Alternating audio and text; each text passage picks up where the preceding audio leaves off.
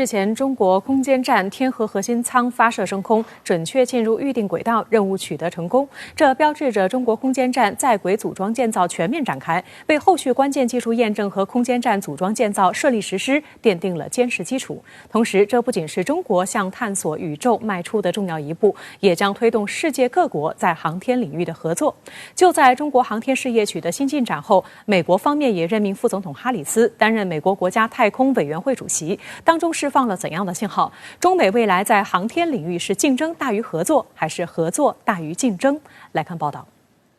今年是中国在轨建造空间站的开端之年。长征5号 B-2运载火箭上周四成功送入太空的天河核心舱，是中国首个空间站的关键舱段，主要用于空间站统一控制和管理，具备长期自主飞行能力，可支持航天员长期驻留。今年稍后，中国还将分别发射天舟货运飞船以及神舟载人飞船，将3名航天员送入空间站。按照规划，明年将完成中国空间站在轨建造，实现中国载人航天工程3步走发展战略最后一步目标。天河核心舱重达22.5吨，是目前我国自主研制的规模最大、系统最复杂的航天器，也是本世纪人类最重的单体航天器，当中有不少首次采用的黑科技。首先，天河核心舱应用了可多次展开的横架式柔性太阳能电池板，并配备3节砷化镓太阳能电池，转化效率最高可达 40%， 整个电池发电功率达到100千瓦，比国际空间站发电高10千瓦。国际空间站重达460吨，而中国空间站建成最多180吨。后续我们还会加装更多的实验舱和功能舱，配备更多的太阳能电池板和电池，综合发电效率远远超过国际空间站。其次，天河核心舱安装了离子推动器，可以利用全电发动，调整空间站运行时的姿态和轨道，是电推技术首次应用到载人航天器上，可大幅减少化学推进剂的使用，延长天河的使用寿命。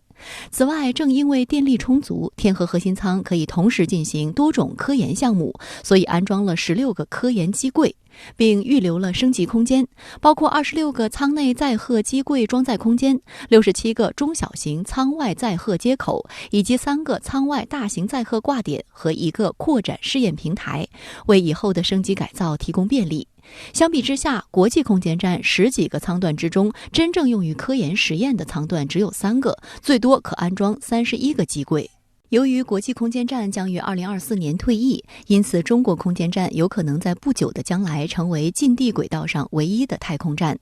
中国空间站从筹建之初就宣布对全球科学家开放。2年前，中国与联合国外太空事务厅共同宣布，有17国、23个实体的9个项目入选中国空间站太空科学实验的首批项目。除中国本身外，还包括俄罗斯、日本、德国、法国、意大利等国，还有肯尼亚、沙特阿拉伯、墨西哥、秘鲁等发展中国家。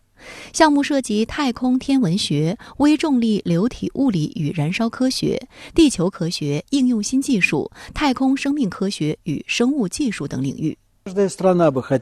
每个国家都希望能在航天领域迈出一步，所以航天领域的国际合作不仅仅是大国之间的合作。我认为中国空间站计划面向所有国家开放是非常正确的。事实上，美国方面也申请了中国空间站的科研机柜，但最终未能入选，是因为提交的科研项目的价值被其他项目比下去了，并非中方有意对美国卡脖子。但在国际航天发展史上，美国对中国的技术封锁却是实实在在的。美国在1998年提出并主导的国际空间站计划，和俄罗斯、加拿大、欧洲和日本等10多国进行了合作，但未邀请中国参与。当本世纪初中国表达参与意愿时，却遭美方以中国技术不够成熟拒绝。到了2011年，美国为了阻止中国航天技术发展，出台了沃尔夫条款。这项由美国前国会议员弗兰克·沃尔夫起草推动的条款，以立法形式禁止中美2国的双边航天合作，规定未经美国国会准许，美国航天局 NASA 不得与中国进行任何形式合作，也禁止 NASA 所有设施接待中国官方访客。值得注意的是，就在中国空间站天河核心舱成功发射后不久，多家外媒报道称，拜登政府挑选副总统哈里斯担任美国国家太空委员会主席，并标榜他是领导美国太空政策的完美人选。哈里斯欣然接受了这一新职务。他在社交平台上表示，正如我以前说过的，在美国我们上天揽月，并把国旗插在了月球上，我为能领导太空委员会而倍感荣幸。时事评论员李伟对深圳卫视记者表示，尽管由副总统出任美国国家太空委员会主席并非首创，事实上特朗普政府就是由副总统彭斯担任这一职务，这说明美国对太空领域的重视程度是一脉相承的。同时，哈里斯释放的合作信号也值得我们注意。美国十分重视太空领域，而太空资源呢，它是有限的。那么在大家都想利用太空资源的这样的一个过程中呢，那么中美双方有可能加强合作，与此同时也有可能会产生一些竞争，甚至是一些对抗，这也是必须引起我们高度重视的。尽管沃尔夫条款成为阻碍中美航天合作的最大壁垒，但实际上依据沃尔夫条款，例外是存在可能性的。只不过美航天局必须说服国会和联邦调查局，与中方的接触和合作不会造成导致技术、数据或涉及国家安全或经济安全的其他信息转移到中国或中国公司的风险。2019年1月，嫦娥4号探测器首次实现人类飞行器在月球背面的软着陆。不久后，美国航天局宣布正与中方展开合作，利用美月球勘测轨道器对嫦娥4号着陆点成像。这是美国官方首次发布声明，提及与中国在航天领域开展合作。美航天局副局长托马斯·楚比辛当时就在社交平台上说，此次合作已获得美国会批准。需要指出的是，当时正是对华搞极限施压的特朗普政府执政时期。无独有偶，到了拜登政府上台后的今年3月，美国国家航空航天局发布一份简短声明，证实其与中国国家航天局以及其他运行火星航天器的航天机构交换了信息。美国航天新闻网报道称，此举旨在降低美方飞行器与其他火星轨道飞行器发生碰撞的风险。而在美国科学界，与中国开展合作的呼声一向强烈。沃尔夫条款刚出台时，麻省理工学院的学者就曾指出，这是一个歧视性决定，美国最终也会受到伤害。2014年，美国载人航天委员会多名科学家发布声明说，鉴于中国在太空能力方面的快速发展，将中国纳入未来的国际合作项目符合美国的最大利益。美国认为，尽管如此，中国的这个航天领域的发展势头呢，也难以被遏制。所以呢，现在拜登政府呢有一些顾问吧，也提出要加强中美之间在太空领域的合作。那么这样呢，减缓中美之间的一些对抗。那么实际上，中国在这方面呢，还是希望和美国合作的。好，接下来马上来连线特约评论员吴贝。吴先生你好，那么有观点就认为，随着国际空间站在2024年退役，中国的天宫届时将成为人类唯一在轨空间站。那您如何来展望由中国倡导的国际空间合作？那中美之间有可能会参照当年美俄两国那样开展空间技术合作吗？中美展开大规模合作的前提是美国人很快就无战可用了，但这个前提不一定成立。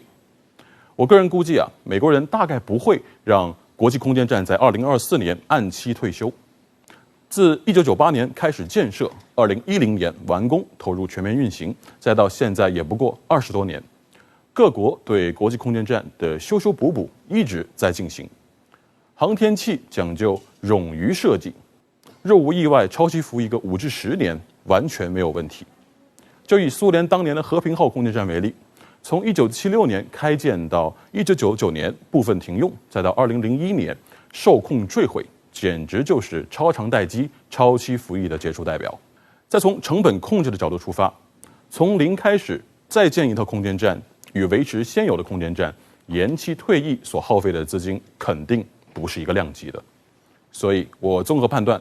美国主导的国际空间站大概率还得发挥余热很长时间。这也就意味着，在未来10年左右，人类在轨空间站会形成中美两大阵营。世界各国将根据自身的情况选择合作的对象。我个人更看好中国的天宫空间站。首先，从合作门槛上讲，中国的态度更加开放包容，不搞美国那套意识形态挂帅。其次，从技术实力上讲，中国的天宫占据一定的后发优势，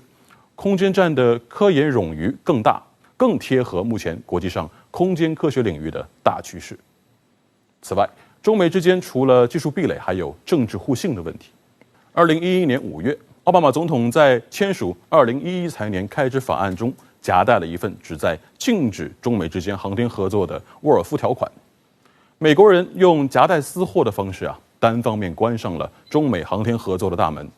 这能怪咱们中国吗？到底是谁不自信呢？2019年，美国航天政策研究院前院长、NASA 顾问委员会委员约翰·劳格斯顿在接受中国媒体采访时对中美戛然而止的太空合作表示遗憾。他说：“这不是 NASA 的问题，是白宫的问题。”大家仔细品一品，美国的许多航天工程师当然是希望中美两个大国进行合作的，因为众人拾柴火焰高是这个领域从业者的基本共识。因此，我认为从长远的角度上看中美进行空间技术合作几乎是历史的必然。当站在地球上时，我们之间或许还有中国与美国之分，可一旦抬头望向浩瀚无垠的宇宙，我们就都只有一个身份，那就是人类。